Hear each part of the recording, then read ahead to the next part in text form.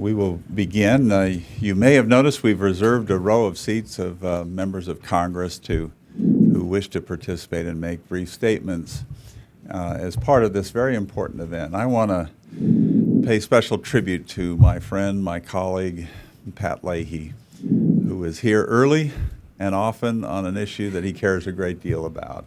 And so we're honored by your presence, Senator. I want to say at a personal level that one of the things that I, as a former Republican senator, would note and wish I could trumpet to all of America is that my colleagues of both parties, what I found in them were beating the hearts of public servants, patriots, and motivated by a love of their country. And that certainly was the case between Senator Leahy and myself on issue after issue. We worked hard to find common ground. And here's Senator Klobuchar. Amy's another one of my favorites. And the issue we meet about today does not register in a partisan fashion. It registers in an American way. It's certainly an American crisis.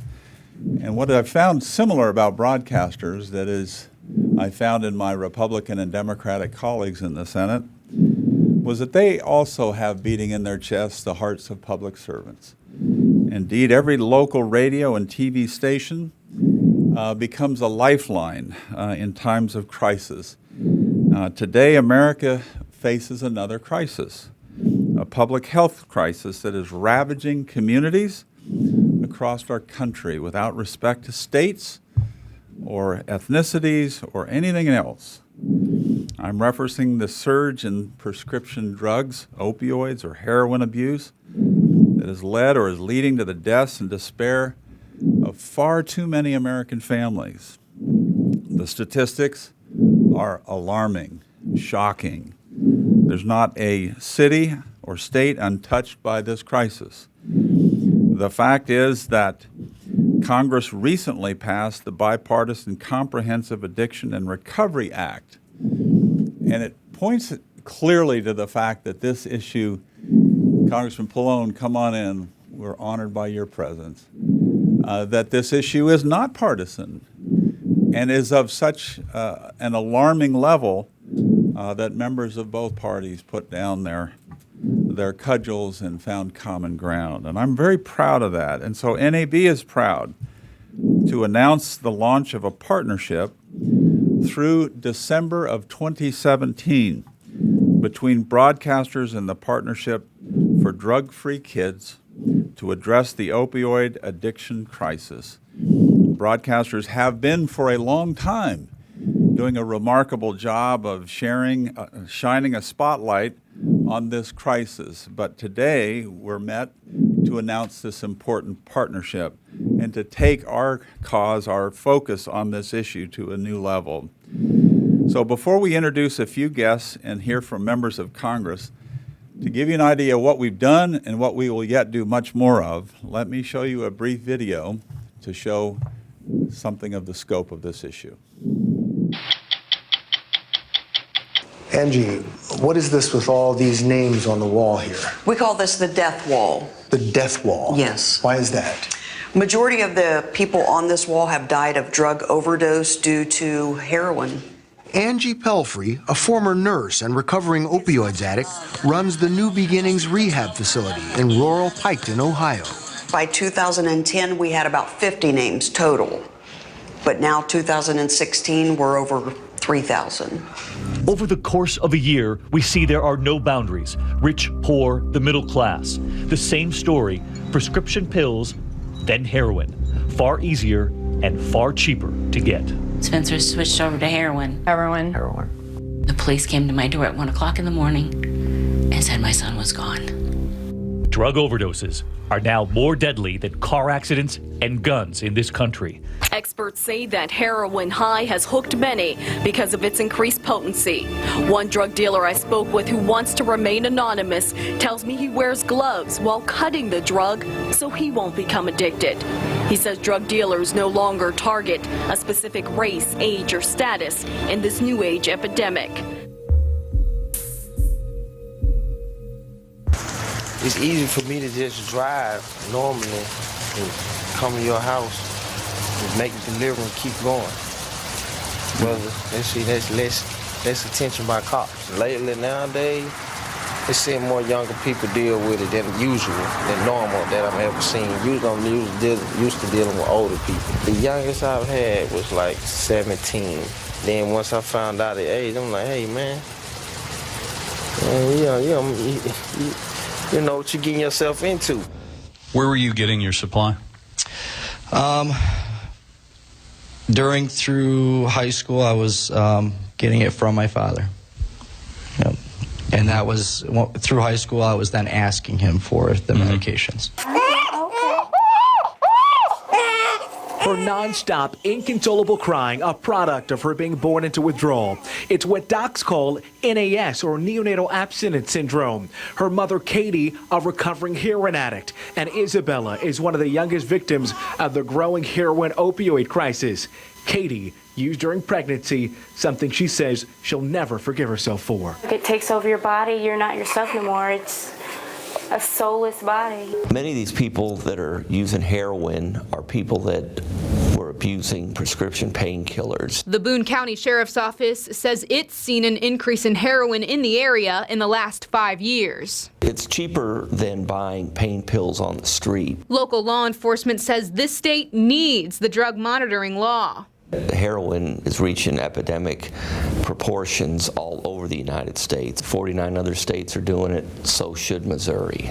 Dozens gathered today to celebrate the latest graduates of King County's groundbreaking drug diversion court. And we know that for every dollar invested in drug court, the public receives about $7 back in benefits. But more than just dollars, we reclaim lives that were otherwise lost to drug addiction. This epidemic, as bad as it is, gives us an opportunity, because for the first time that I can remember in my career, that we have a lot of people that are paying attention to this. And I think for the first time we're hearing people talk about this issue in the right way. As a parent, you have to care. You have to watch what they're doing. You have to make sure that they know that it's important to you. You have to make sure that they know all the things that can happen. We should not be afraid to talk to them about this stuff. What we're talking about is trying to save an entire generation of people here.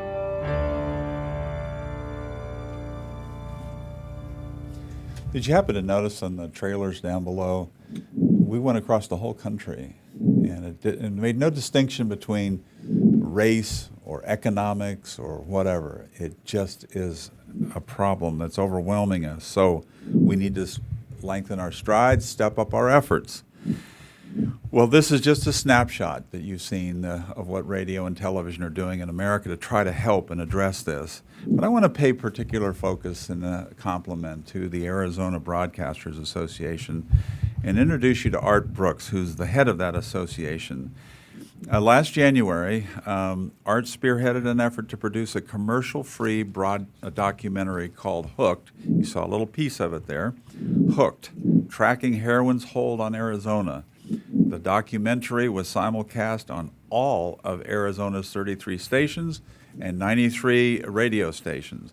The program was seen and heard by more than 1 million Arizonans.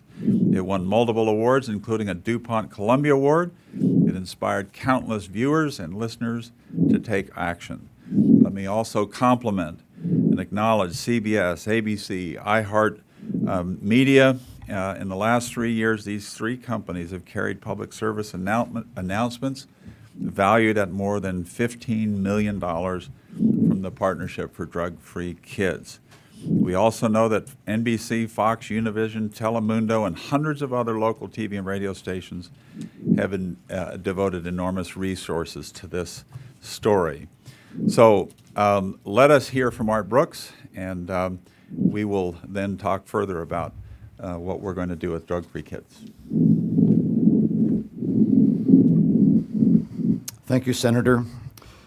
I'm Art Brooks, CEO and President of the Arizona Broadcasters Association. It's an honor to be here in front of you all today. Thank you so much for coming. You know, we are in the midst of this worst epidemic of drug abuse and the highest number of overdose deaths in the history of our country. With Arizona's location on the border, we are considered at ground zero. And the broadcasters in the state decided it was time to collaborate and do something startling to address this scourge upon our citizens and save and change lives. Imagine this. I called a managers meeting of all the TV GMs in the Phoenix market. And they all came, and across on one side of the table, and on the other side of the table, I had the head of DEA, who you saw Doug Coleman up here making comments. The head of HIDA, which is High Intensity Drug Trafficking Area. There's only 23 of those in the country. One of them's in Arizona. The head of our state troopers. Right on down the line, we had experts. We had the top CEO of the largest treatment recovery facility in Arizona.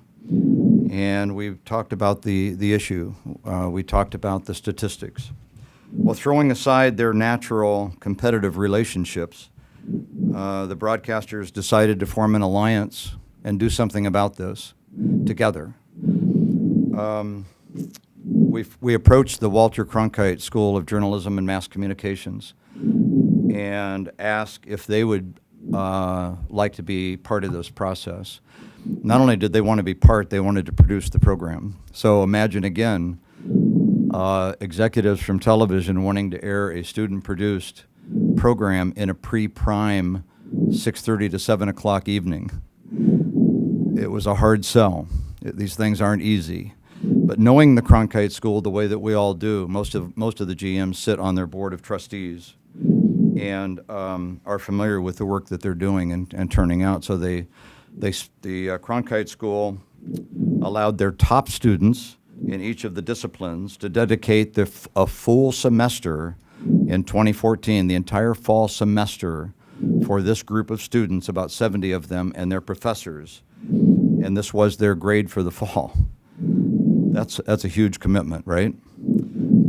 In addition, we had a steering committee sitting outside of the production area that included representatives from DEA, state troopers, HIDA, as I've mentioned, treatment and recovery, Department of Education, and others. The resulting half-hour program was simulcast in 2015 on January 13th, with time donated by every TV station and most radio stations in our state, including Spanish language stations. The TV gave up their pre-prime half hour, 6:30 to 7 on a Tuesday night, and the radio stations were right along with them, same time, same day. Spanish language had to go a little bit earlier because their configuration of prime is a little bit earlier than general market. That was the only difference. We staged a call center that evening, and we talked a lot about this, that we needed to offer an avenue of hope. It's one thing just to show the crisis and what it looks like and have a face on it, but it's another thing to offer hope. We did that through our call center. We had 100 phones, 100 top professionals in the treatment recovery industry came from all over the state to man the phones that night. 600 calls hit the system within 3 hours from all over the state. They were only able to handle 480 in the time allotted. And you ask why? The average length of call was 10 minutes. There was some very serious counseling being done that night. We still receive emails. We still get calls on the program. Can I still watch it? Yes. If you Google Hooked AZ, you'll find it very easily. We get stories about my son's in prison. My other son is out of prison, but they're both heroin addicts. And story after story, and we have many of those in this room here today. Today, Arizona broadcasters have already graciously agreed to support another such program, with the Cronkite School being the producer of the program, to address the prescription drug and opioid issue. This new program will air January 10th, 2017. We now have all the same TV stations, every TV station in the state. We have more radio stations this time than last time, I think, because they just want to be a part of this.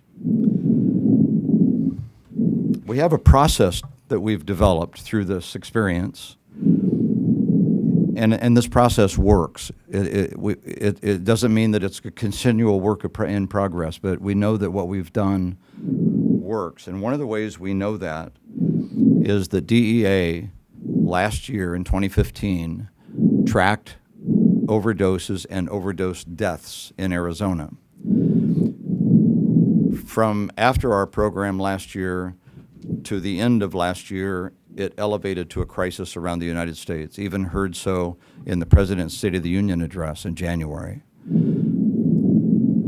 The death rate is horrible. And as you've already heard, in Arizona, now we can't point at the program and take responsibility for this. I'm not doing that. But in Arizona, it's interesting to note that the overdose deaths tracked downward, and they were the only state in the United States that's done that in a one-year period in the last few years. We don't know what else would have created that result. We're hoping the program did that. We'll never know. We'll never know how many people, how many lives were saved and changed. We'll never really know the answer to that. But this process we'd be willing to share with anyone interested. We stand in partnership right now with the NAB, Congress, and others to attack this growing concern in all of our states and communities. Thank you.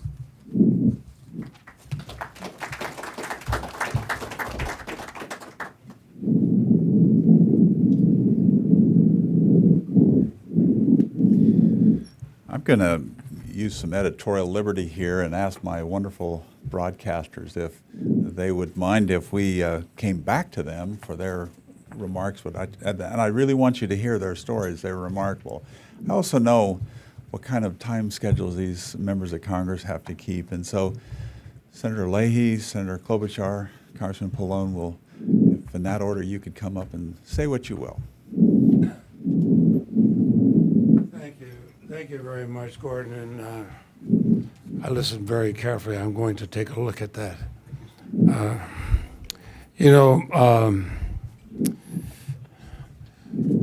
Gordon Smith is one of the best senators I ever served with. He and his wife are good friends of me and my wife. And thank you for going to Vermont.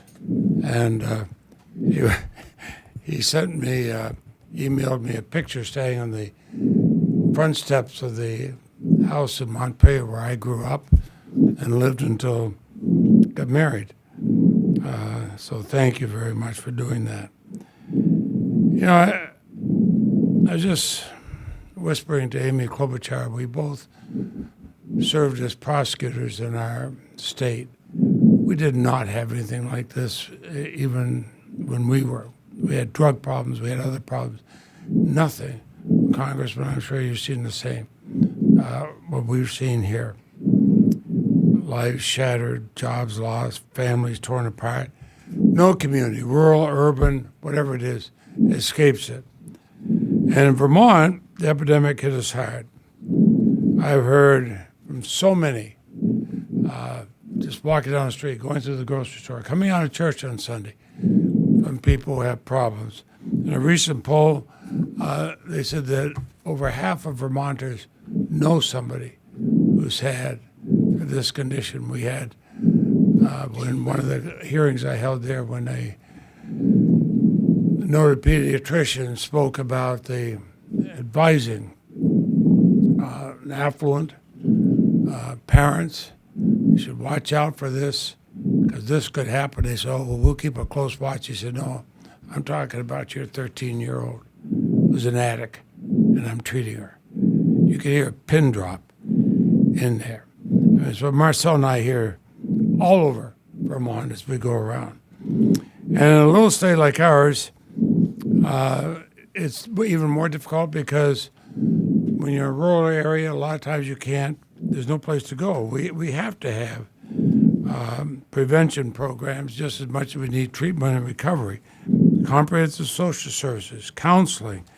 This is not just a law enforcement matter by any means, and you make a mistake if you think it is. It's a matter for all of us. It's the educators, medical professions, parents, faith community, community leaders, everybody's involved, because I guarantee you, you go in your town, you're going to find addicts. We have to spread the dangers, and thank you, all of your members, Gordon, for doing this, spreading the word about opioid addictions, fentanyl, all these other matters. I know I'm preaching to the converted, but initiatives like the National Association of Broadcasters and Partnership for Drug-Free Kids have announced is so extremely important. I use an example to some of you that when years ago they did this on putting on seatbelts, and what a difference that made. Well, this is even more. This is even more important. So thank you for doing this. I know the broadcasters in my state are paying attention, but you're the National Association. Gordon, I applaud you for this. I wish there was no need for it. I wish there was no need. I've never seen the need so great in all my career, both as a prosecutor and as a senator. So thank you very much.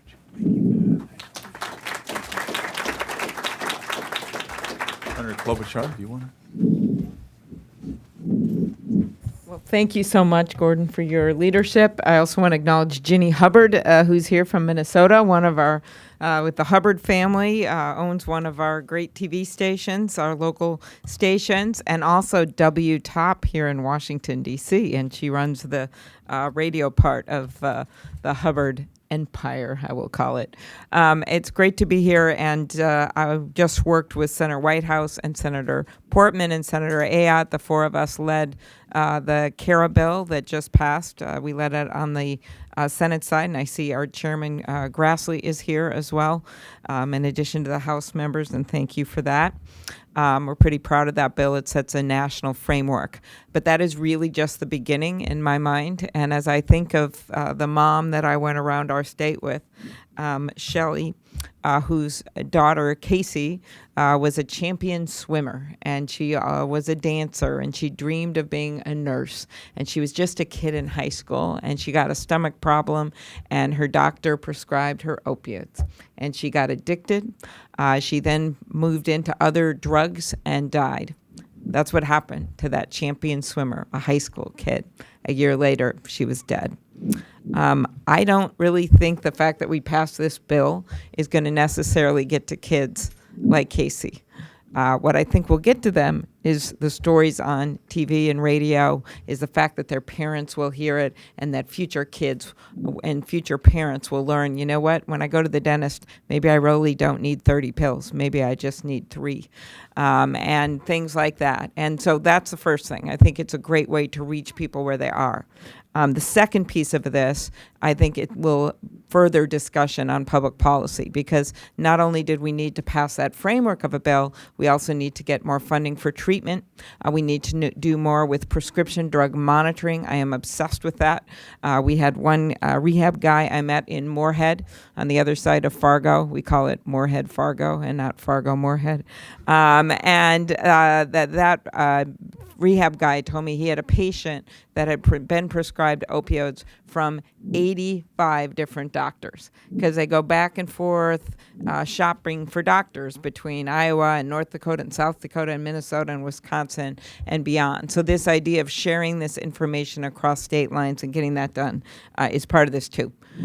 So I come from the land of not just 10,000 lakes, but 10,000 treatment centers, including Hazleton, Betty Ford. We believe that solves problems, and we're not going to get there without people, the public, understanding how tragic and what an epidemic this issue is. So I want to thank the broadcasters for bringing that home to people and bringing it home to us. Thank you.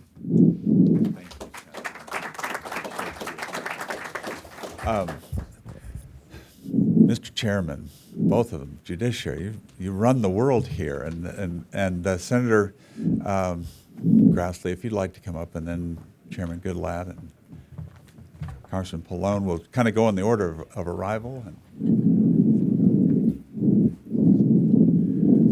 Well, like all my colleagues, I thank the National Association of Broadcasters and the partnership for your leadership in this, and especially for this event. and I'm glad to be a part of it. And I thank you for your commitment to educate the public about the prescription opioid and heroin crisis that faces us.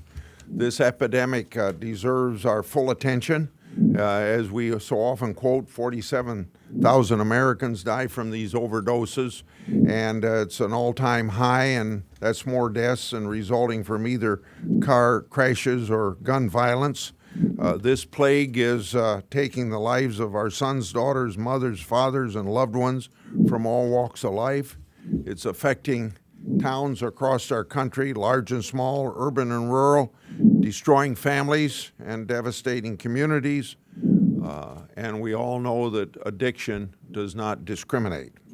I'm proud to have worked with many of my colleagues here today on the CARE legislation, passed the Senate Judiciary Committee and then the full Senate by an overwhelming majority.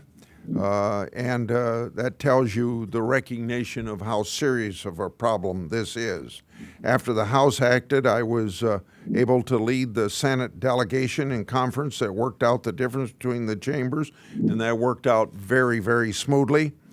CARE combats the opioid and heroin crisis by authorizing nearly $900 million over 5 years to enhance prevention, treatment, recovery, and law enforcement efforts.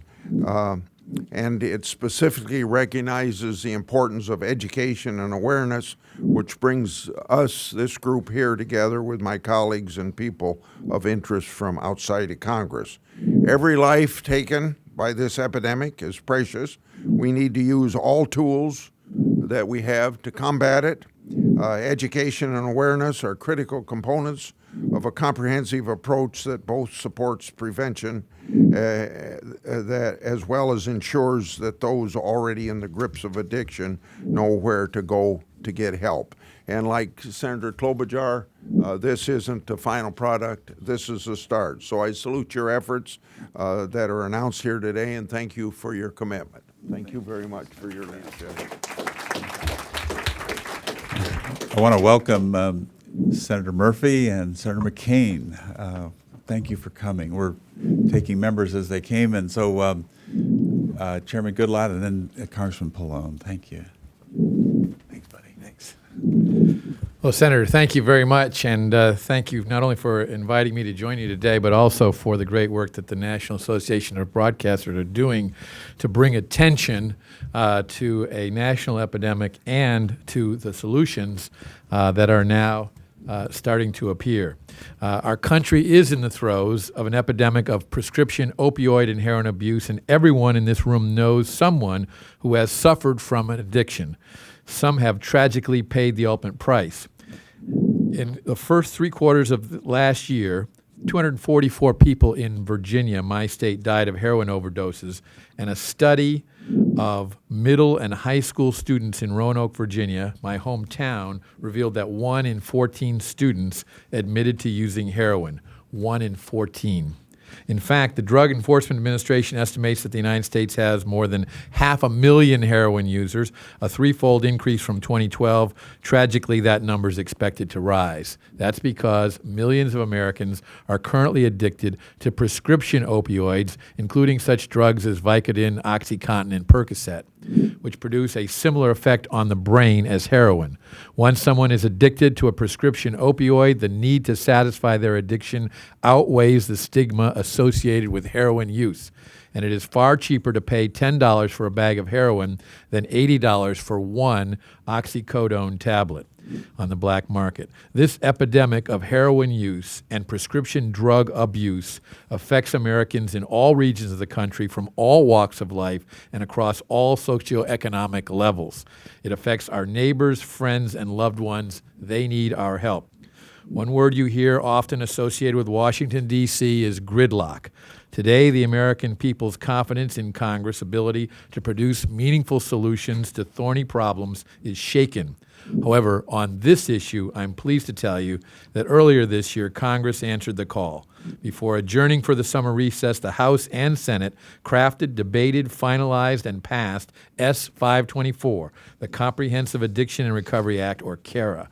And this legislation, which was the product of bipartisan, bicameral negotiations, is a truly comprehensive response to the opioid epidemic. CARA addresses all facets of the epidemic treatment, prevention, law enforcement, and investigations and recovery. Among other things, CARA permits the United States government to make grants to states, units of local government, and Indian tribes for purposes of prevention, treatment, and recovery, overdose reversal through the use of FDA-approved and appropriately labeled drugs and devices, and law enforcement and investigative purposes. I want to emphasize that last point. From my perspective, this issue is not one that Congress can solve on its own. In fact, I believe Congress and the federal government do not play the most important role here. The most important role in curtailing this epidemic will be played by state and local government officials, treatment and recovery specialists, the law enforcement professionals who see the effects of addiction on the people they serve every day. And that's why, as chairman of the House Judiciary Committee, I fought hard to ensure that the final CARA bill contained provisions of the Judiciary Committee's flagship bill, H.R. 5046, the Comprehensive Opioid Abuse Reduction Act, which passed the House in May by the overwhelming vote of 413 to 5. I'm not going to take you through all of the details of that bill, but it gives lots of tools to federal, state, and local governments. Grantees will be able to use grant funds for a variety of important programs, including alternatives to incarceration, treatment programs for incarcerated individuals, juvenile opioid abuse, investigation and enforcement of drug trafficking and distribution laws, and significantly training for first responders in carrying and administering opioid overdose reversal drugs like naloxone. It also includes legislation, H.R. 5048, the Good Samaritan Assessment Act, which requires the Government Accountability Office to study state and local Good Samaritan laws that protect caregivers, law enforcement personnel, and first responders who administer opioid overdose reversal drugs or devices from criminal or civil liability. I'm proud of these accomplishments, which take real steps to address the opioid epidemic and provide real relief to a real problem affecting real Americans. Now we have to make America aware not only of this problem, which is a growing awareness, but also of the solutions that are now increasingly available. So I want to commend the NAB for its commitment to air public service announcements over the next year to educate the public on the opioid crisis. And as you move forward with that project, let us work together to ensure the American people learn the facts about opioid abuse, but also about the important tools Congress has provided in the CARA package. Together, we can end this epidemic. Thank you very much. Thank you, Mr. Chairman. I'm glad you included NAB and Broadcasters in America, radio and TV, as part of the Army that can actually make a difference. Congressman Pallone. Let me thank Senator Smith and the broadcasters, as well as the Partnership for Drug-Free Kids, for putting this together today, and particularly these public service announcements that are going to go out. And I wanted to especially thank Denise Mariano. I don't know, she's over there. Okay, I haven't actually seen you today, but she's from my home state of New Jersey, and I just want to thank her for her courage in sharing her personal story about her son who is in recovery. I just wanted to say, I wanted to take a cue from the Senator Lay from Vermont and Senator Klobuchar, because they said some things that I thought were really significant. I grew up in New Jersey. I still live in the same town where I grew up. And Senator Lay was saying how, in Vermont, this is, I don't want to put words in his mouth, but, relatively new phenomena, that this is so wide, that the heroin epidemic is so widespread. And he's absolutely right, because I remember growing up in my hometown, which is an urban area, and had a lot of, poor kids and kids that, had problems because of their economic or social background. And heroin was there. I mean, when I remember going to high school, and the guy who was my locker mate died of a heroin overdose. So it was a phenomenon. But we tended to think of it as something that was from people from lower economic backgrounds, broken homes, whatever. And then I remember I went to college in Vermont, and Senator Leahy was talking about Vermont, and I went to Middlebury College, which was a good school but expensive school, and you had a lot of kids there who had a lot of money to throw around, and there was one of my friends died of a heroin overdose then. But again, that was kind of a select group of kind of rich kids, What you didn't see was the phenomena amongst the middle class. That's what you didn't see. And that's what you're seeing today. And as Senator Klobuchar said, it's because of prescription drugs in most cases. In other words, people start on prescription drugs because they have a real problem with pain or some accident or something occurred, and all of a sudden they're on heroin, through nothing that has to do with their economic background or their education or anything else.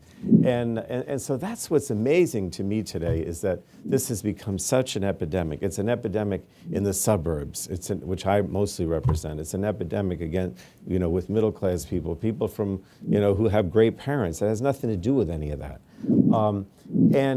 But I do want to also say that I think what Senator Klobuchar said, which is true, is that we've done things in Congress. I mean, we passed the CARA bill. I was very much involved with that. We're in the process now in the Energy and Commerce Committee, where I'm the ranking member, to try to come up with some funding to fund these grant programs to that $900 million or $1 billion tune. I mean, that's the most important thing we could do now. We've got to make sure that we have the money. But the bottom line is that it's going to be groups like Partnership for Drug-Free Kids. It's going to be the broadcasters, their announcements that are going to be on TV in these ads, and also what happens with parents like Denise and Mariana. Because over the weekend, I was with a group in Old Bridge called Families Against Addiction, and it was all parents like you, and they had their kids there that were talking about their experience with heroin, and it was a real grassroots type of thing.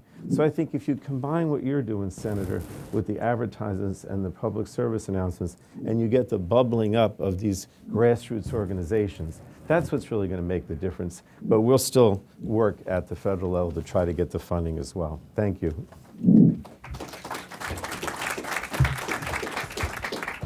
Congresswoman Chu, I know you are on a real tight schedule, so please make some comments. And I made the comment, come on up, at the beginning, how this issue isn't partisan. I saw a demonstration of that where Senator Murphy whispered over to my way, let Senator McCain go ahead of me. And I thought, isn't that perfect? I know where bread is butter.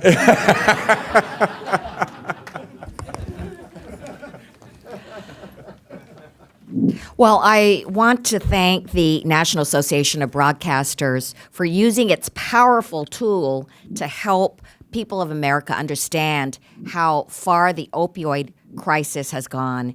And the Partnership for Drug-Free Kids, thank you for all your incredible work in making sure the issues are addressed. You are addressing this terrible crisis. Make no mistake, it is a crisis. Just last week, I, like so many others, was shocked by the picture released by police in Ohio of a husband and wife in a car, passed out and discolored from a drug overdose as their 4-year-old sat strapped into his car seat in the back. That was a powerful picture that showed the twin dangers of opioid abuse: death and neglect.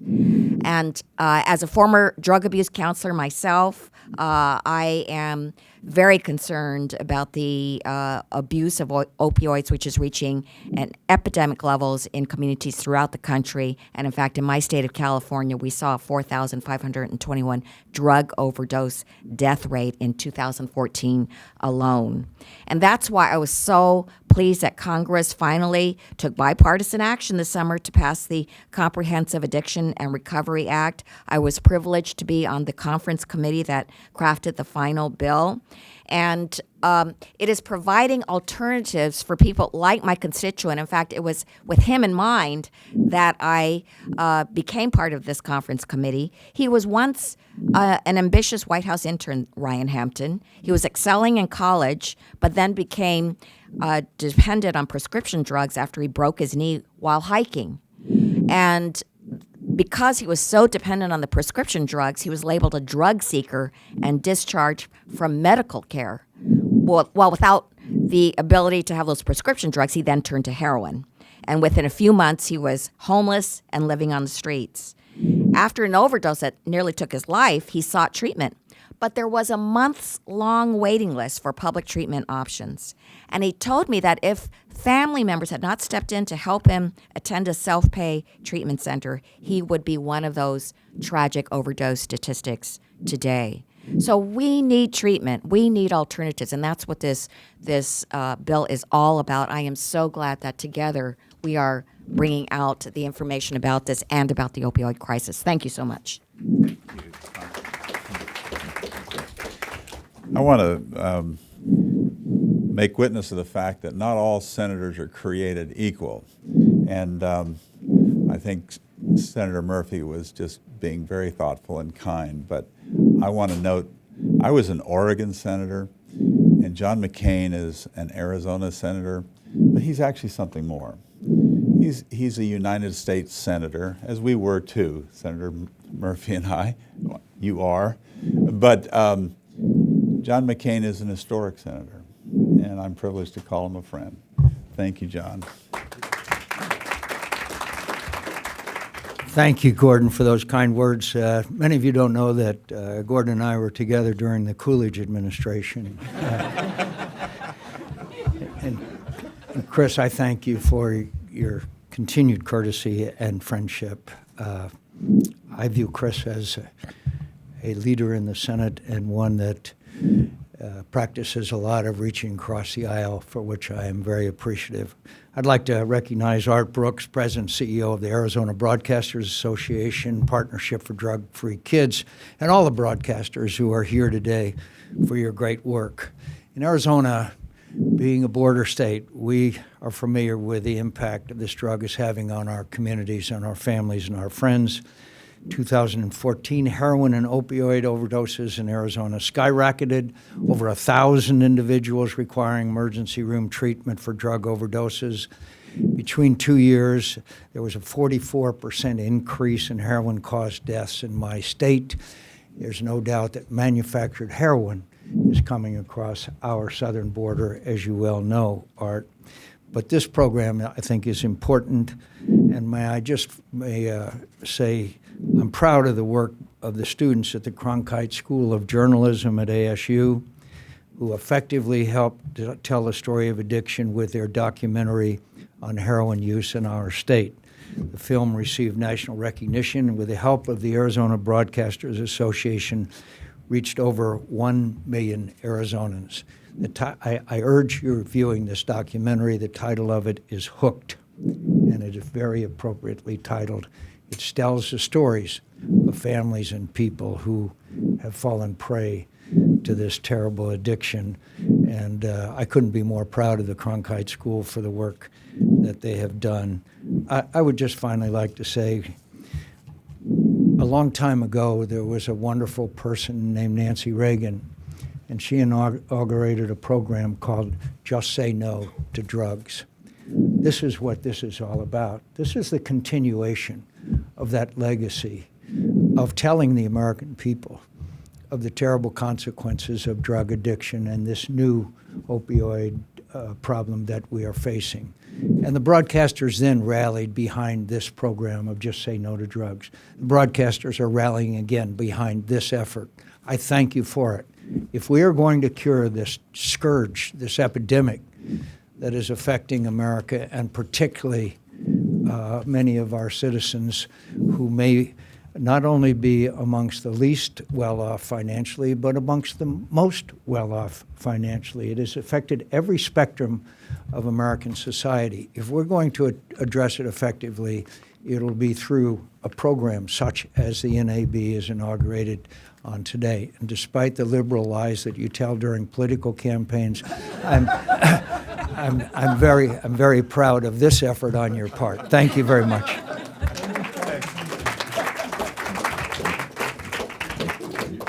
Thank you, Senator McCain. You can be very proud of your Arizona broadcasters. They've done a remarkable thing. And with that, we thank you for coming. And the thoughtful, the patient certainly not the least or last, but the last in this case, Senator Murphy. Thank you for coming, Senator. Thanks, Gordon. Thank you very much, Gordon. Thank you to NAB for putting this together. Don't worry about calling you out for putting liberal lies on the air. We travel the world together, John and I, and he introduces me to every foreign dignitary as his communist friend, Chris Murphy. So he dishes it out to everyone. So I just want to thank you for doing something that we know works. What we know is that education works. What we know is that time and time again, when this country has been faced with public health crises, telling the truth to the American public changes behavior. I wrote a letter to the NAB in June of this year asking for you to consider putting these ads on the air, and I'm so thankful that through your independent wisdom, you decided to do this. I remember being in the state legislature when we were trying to attack the number of kids that were smoking, and we looked at some pretty clear data that said that states that were putting more money into public education were, guess what, getting tremendous results. Less kids were smoking in states that were spending more money talking about the dangers of smoking. And it's just more proof of the fact that when you tell the real story about addiction, whether it be tobacco addiction or addiction to painkillers or addiction to prescription drugs, people are going to listen. And in Connecticut, we've had some real success when it comes to public education. We have a program, and I'm sure other states do, where you can take your extra pills and you can turn them in. And we have publicized this program far and wide, and guess what? We've had tens of thousands of pills that were just sitting unused in people's medicine cabinets turned into these drop-off centers. And I'm convinced that the tens of thousands of pills that were turned in have potentially saved hundreds of lives in our state. So, our state has been ravaged by this epidemic, 750 deaths last year in a tiny state like Connecticut, just like everywhere else. But I'm so glad that you've made this commitment to tell this story. Whether we believe it or not, folks don't know. Kids don't know what these drugs do to your body. You can't understand addiction unless you are in the middle of it, right? Listen to a person in recovery talk to you about how they never, ever would have thought that they would be in that position. And the reason that these public education campaigns, the campaigns of the 1980s, the campaigns against tobacco in the 1990s have worked is because it makes people stop and think. We will beat this epidemic. We won't until we join you and start putting some money behind it. But this is a really, really fantastic tool that I truly think is going to save lives. So thank you for answering the call. Thank you, Senator Murphy, and we are grateful for your presence and your patience. And we're delighted that we've been joined by Senator Joe Manchin of West Virginia. I think it's significant that we've had so many Republicans and Democrats. It's breaking out all over here, and clearly it speaks to the importance to this issue. Senator Manchin, thank you for coming. Thank all of you for continuing to keep the pressure on and basically keeping people aware of what's going on. First of all, this is a bipartisan killer. It's not a Democrat killer, Republican killer. It's a bipartisan killer. It's a silent killer. There's not one of us in the room sitting right now or standing here that doesn't know someone in your immediate family, extended family, or a close friend that hasn't been affected. It's of an epidemic proportion, but yet we're all quiet about it. If it's your child, I won't tell anybody. I won't even tell my aunts and my cousins. I won't even tell anybody. We'll take care of it. Before you know it, you lose that person. And if it's someone else's child, they're not going to tell you. So it's been a silent killer. You look at how did we get here? I didn't grow up in this.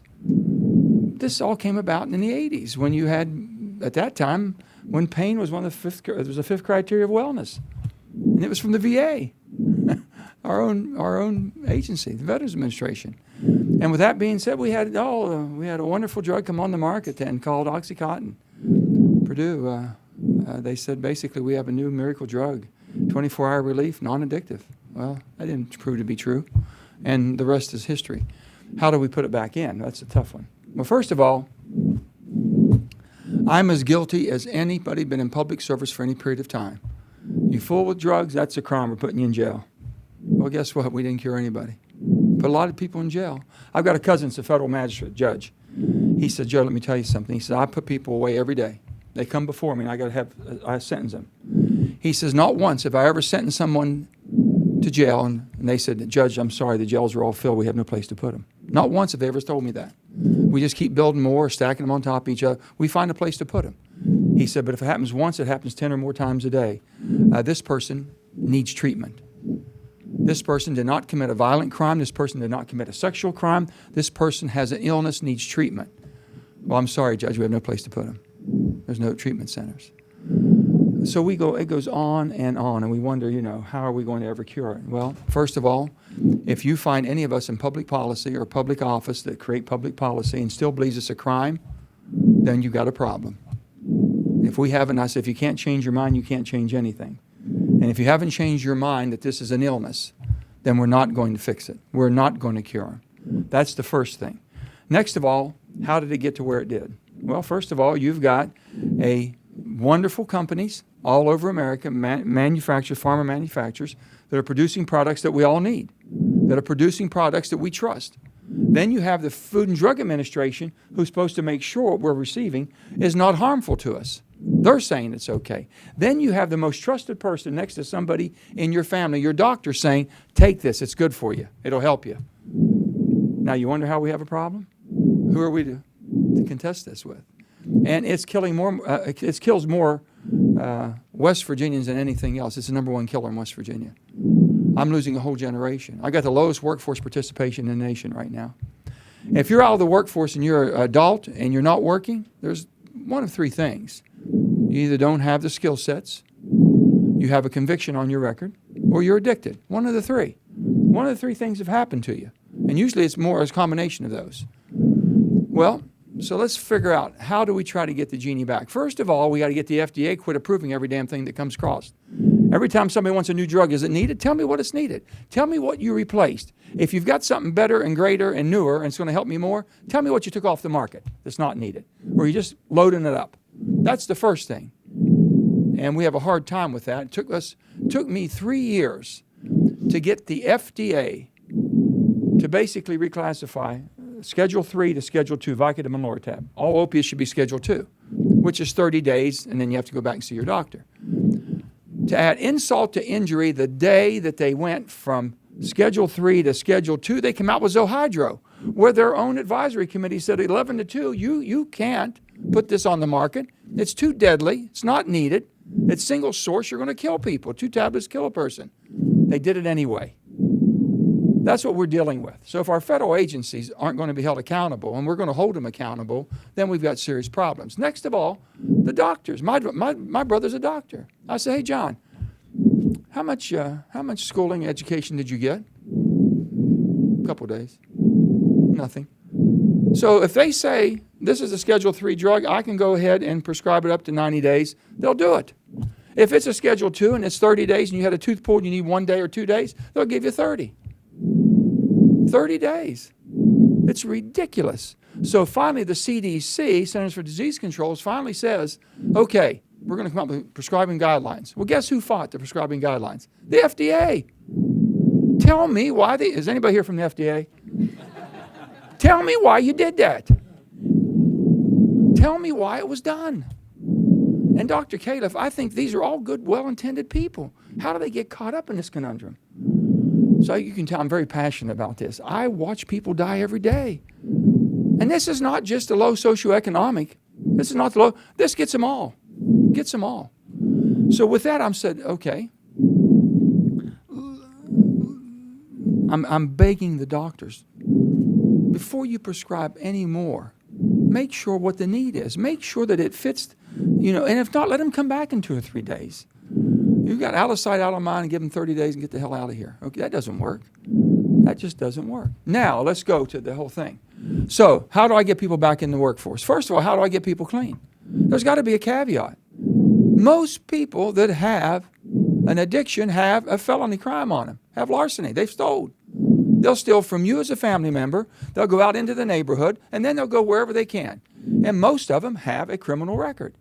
So if a person committed a nonviolent crime, if they committed a non-sexual crime, and it's truly just larceny, stealing to try to support their habit, is there a better way of getting them back into the workforce. Well, let's say that we put that person in a drug. Okay, we have no place to, I don't know, probably most in this room could probably find a place or afford a place that would help one of your family members. But you are in that 1%. Most of them cannot. When a judge tells you, and when a person knows that the only way they can get their child help is if their child gets a conviction, can go to drug court, that's the only help they got, something's wrong. So I'm looking at, first of all, how do I get them back? Well, I've got to have treatment centers. Oh my God, we can't pay for that. States can't pay, they're all strapped, federal government's all strapped, nobody can pay. What are you going to do? Well, I kind of figured out, I got a bill. I'm trying to get some of my really dear friends on the other side of the aisle. I'm a moderate conservative Democrat. I just need a few in the middle there that can help me on the other side of the aisle that'll step up and say, guess what? We've got tobacco tax. We've got alcohol tax. Give me 1 penny per milligram on opiates. Just 1 penny per milligram on an opiate that's produced and sold and consumed in America. That'll produce $1.5 to $2 billion a year. Every penny of that will go right to treatment centers. Every penny will go to the most affected areas. So we don't have the excuse we can't treat them. So there's a cure. There's a pay for. Oh, well, I'm sorry, I took a pledge, no new taxes. Well, I guarantee you there won't be one Republican to lose a vote trying to save a child.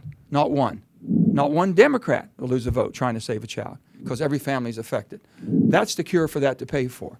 Next of all, what do we do to get them back into the workforce? I got to give them a pathway forward. If you've ever been to an addictive clinic, if you've ever been to an addiction center, if you've ever been to one that's been really successful, I've got one that's called Recovery Point in Huntington, West Virginia. If you ever get a chance, call them, talk to them.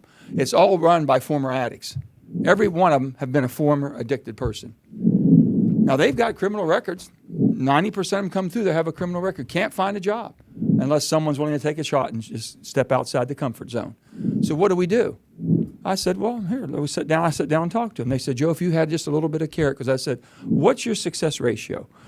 How many people are you getting clean? And they said, well, maybe we're at 40%, 45%. That's pretty good, but it's not nearly good enough. They said, if I just had a caveat, and I said, what's the caveat?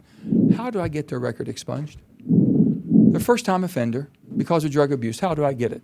So what we said this, you're going to basically have to go to a treatment center, an approved treatment center. You go through, and that's usually a 1-year cure. At 1 year, they say, okay, you've gone, you're clean. I know. Everybody wants to hurry up. This is too important. One year, you're clean. The second year, you have to go through a mentoring program to show that you're committed. Then, if you successfully complete the 1 year and the second year of mentoring, you can petition to go through your court system that puts you away or the arresting officers and go before them to see if you warrant expungement one time. One time, get out of jail. One time, take that felony conviction off and get back into the workforce. Keep yourself clean and straight. Oh, scared to vote for that? My goodness, they'll say I'm weak on crime. Somebody's got to get out of their comfort. If you want to save America, then you better get out of your comfort zone. You better do the right thing. I just thank you all for stepping to the plate. I'm passionate. I'll do whatever it takes. If I never get elected, never got to vote again, and I could save a person's life, give it to me. Thank you. God bless you.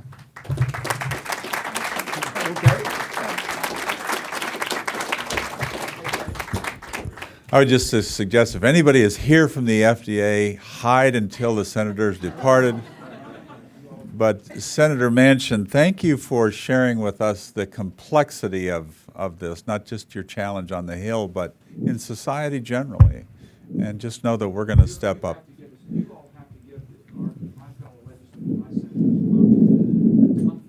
Yeah, absolutely. Absolutely. Yeah. Fabulous. Thank you for your passion. You bet. Ladies and gentlemen, we don't have too much more to go, but we have some really special people who I thank for letting me intervene and pay this courtesy to these members of Congress. But I want you to hear from Ginny Morris, who is just one of those stellar people in broadcasting with Hubbard Broadcasting, and she has served long and well. Thank you, Ginny, for coming. And after Ginny, just so we'll go in this order, we're going to hear from Rebecca Hanson of Sinclair. Sinclair has really stepped up to help on this issue, so thank you, Rebecca. And And Jordan Wertlieb is just one of the most able, decent guys that I know in broadcasting and television. He's president at Hearst Television, one of our great affiliates, and one of the really decent people that I have ever known. So in that order, Ginny and Rebecca and Jordan, and then we're going to hear from Kids for Drug-Free America with Marcia. Thank you, Gordon. I have the privilege and responsibility of running our radio company, and I work side by side with my brother Rob, who runs our television company. And we've been in business since the 20s, and we're headquartered in the Twin Cities, where we earlier this year, the state of Minnesota, as well as the world, lost our beloved Prince to an opioid addiction, which was really a wake-up call for all of us. And we stand committed to putting the full focus and efforts of our 52 broadcast operations in 9 states behind this important initiative, and I'm quite certain that our peers will participate as well. Thanks.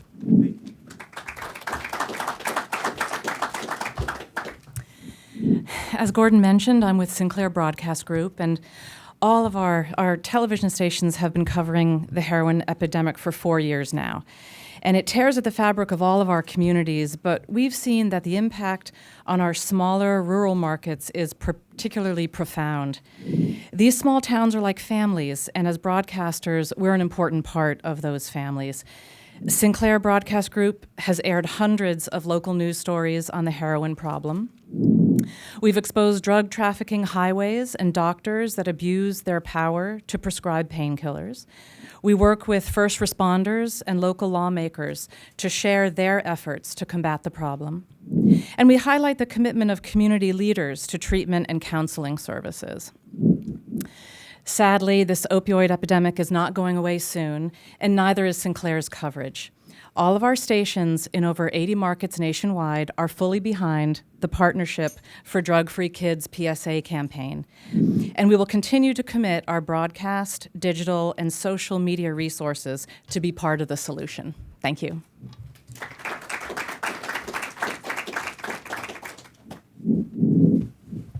Good morning. I'm Jordan Wertlieb, president of Hearst Television. Thank you for your comments, Gordon.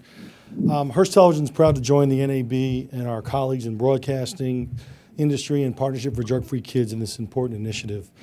The opioid epidemic touches all of our viewers from California to Florida, New Hampshire, and Vermont.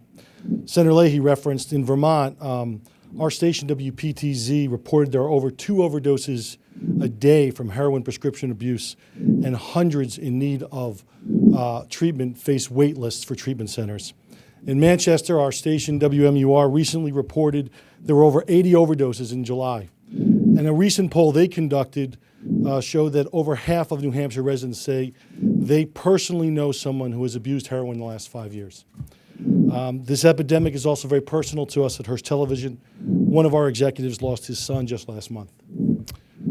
We entered the television business in 1948, and we've been doing commitment to community service since then through various programs, as various senators referenced. Hearst Television stations have been reporting on this crisis for the last 2 years with local community reports, town halls, on our digital platforms, and news reports. We're going to do more. Hearst Television is committed to airing the Partnership for Drug-Free Kids public service announcements. We're going to continue to highlight this epidemic in our news coverage. We'll continue to work on our digital platforms and our town halls. And we're going to highlight this issue on our national program, Matter of Fact, with Soledad O'Brien, to bring the discourse and the issue to a higher level. So we think education and awareness are the only prescription for this epidemic, and we're proud to be part of this partnership, and we'll support it in every way we can. Thank you.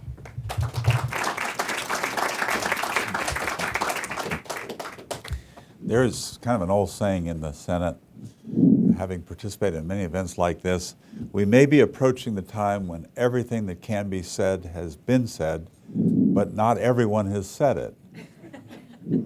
So, it used to sound funnier, but it is important, though, that you hear what one more person has to say. Because she represents our partnership in this effort, this noble effort. I think I first met Marcia Taylor when she worked for one of my dearest friends in the Senate, Joe Biden, who now is our vice president, as you know.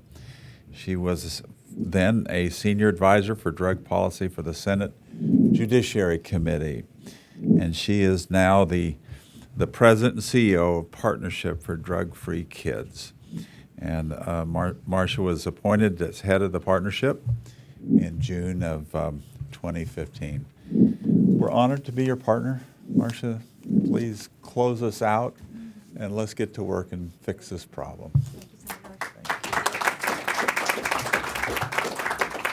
Thank you so much, Senator, and thank you to the NAB. I promise to be brief because I know we've been here for a long time, but I have to say how heartwarming it is to see so many people here today for this dedicated to this important public health issue.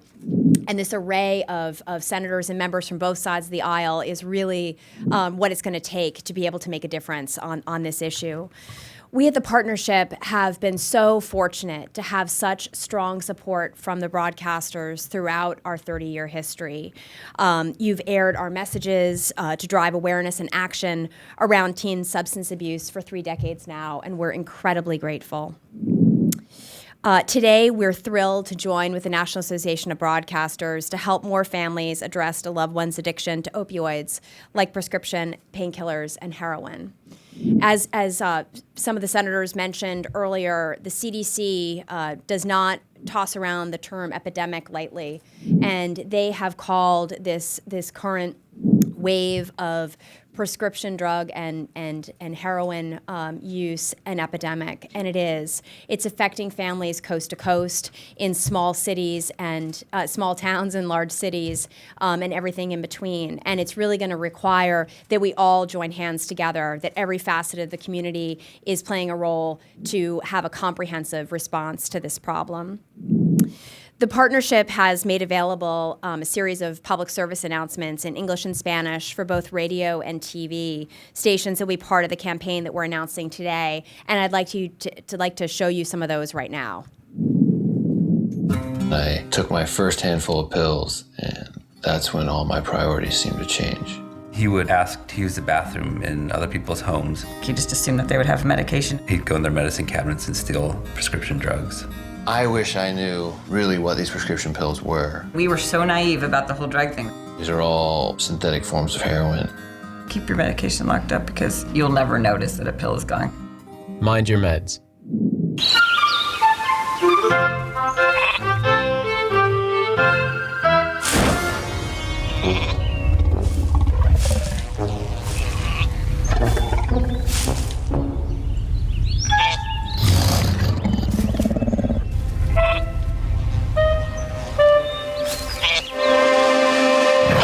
El peligro no siempre tiene cara de peligro. Las drogas llegan a tus hijos de quien menos esperas. That is a pretty good breakfast. You're not even eating. Not hungry. No? Why not? What's up? Kath and I knew that Ginny had been partying a bit. Found out she tried heroin.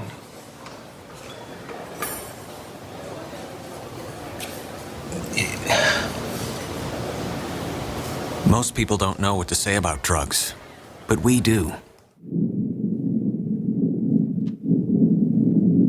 As you can see, these are really compelling spots, and we're delighted that the National Association of Broadcasters and all of its members will be getting these messages out. The versions that you saw today do not have our branding, but in the spots that will actually go to air, they will point people to the resources at the partnership where people can get help for their family members. And that's really the whole point, to drive people to places where they can find help and the families can find answers. Before I wrap up, I just want to acknowledge someone here today that Congressman Pallone also called out, Denise Mariano. Denise is one of our amazing parent coaches. She's from New Jersey, and she knows all too well the effects that this problem can have on a family. And she dedicates her time and her energy and her passion to helping other families not have to experience the same thing that she has. Luckily for her family, her son Michael began abusing prescription drugs and is now celebrating more than 3 years of sobriety. And her story has a happy ending. And, we look at September, which is National Recovery Month, and it's the perfect month for us to be announcing this new campaign and this new partnership, because I really believe that together, the partnership and the National Association of Broadcasters can make more families have happy endings like the Mariano families has. And so I thank you all for this amazing opportunity to get our messages out and for your 3 decades of support for our work.